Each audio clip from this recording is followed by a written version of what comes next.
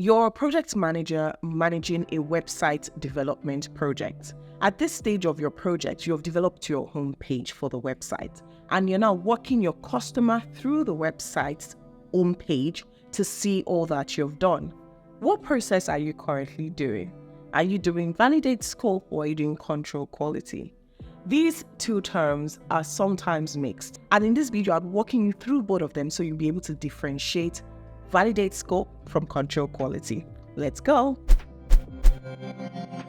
Hey there, welcome back to my channel. My name is Ogaga Johnson, and I help aspiring and established project professionals to launch and grow successful careers in project management. And on this channel, I share everything about a career in project management, including life lessons from my project management career and business. So if you're interested in project management or even curious about it, or you want to start or advance a career in project management, then click on the subscribe button and let's learn together.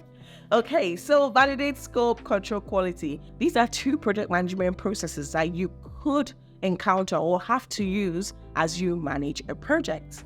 Now, control quality, I know you're already hearing the word quality and you're hearing the word control. So it means that at this point in time, you're ensuring that the quality of your project deliverables or your project outcomes meet the acceptance criteria that was set out at the very beginning of the project.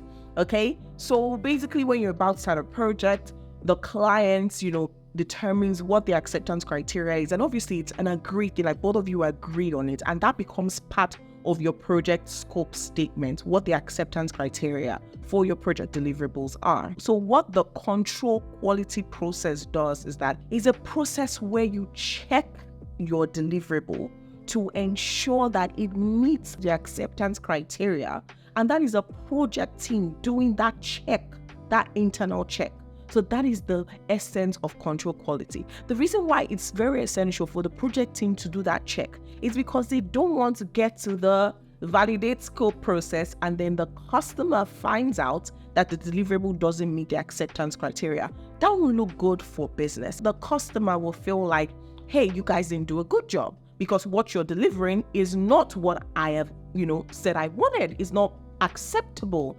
And you don't want to get to a stage in your project where your client or your customer feels like what you've delivered is not acceptable or correct. So that's why the control quality process is so important. The team will check the deliverable, ensure it meets the standards that have been set out and the acceptance criteria, and then have a check that it does meet it before it goes to the customer in the validate scope process. Okay, and obviously if you check it and it doesn't meet the criteria, then you have to do a rework and change what was not meeting the standards or the acceptance to meet the acceptance and standard. That is it.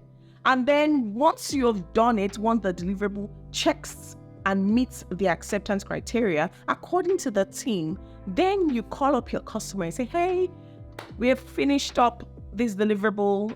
We want you to review it and give a formal acceptance of the deliverable. When the customer does that review of the deliverable and is checking inside they can give a formal acceptance, you are in the validate scope process.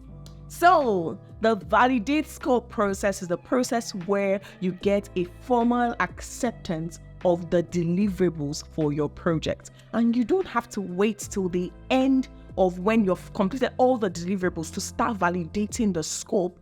At different junctions that you have defined with the client, you could start validating it and getting check marks so that by the end of the project, it is easier to say your project actually was successful because every single huge deliverable or milestone aspect of the project, the client has already ticked a check mark and accepted it. So the final part, they most likely will accept it. So that's why the validate scope process is so essential. And for you to have a good validate scope process, you must ensure you've had a good control quality process. So that's the difference between control quality and validate scope. Both processes are very essential and they go hand in hand to ensure that your project deliverables meet the criteria for acceptance that has been set out by the customer.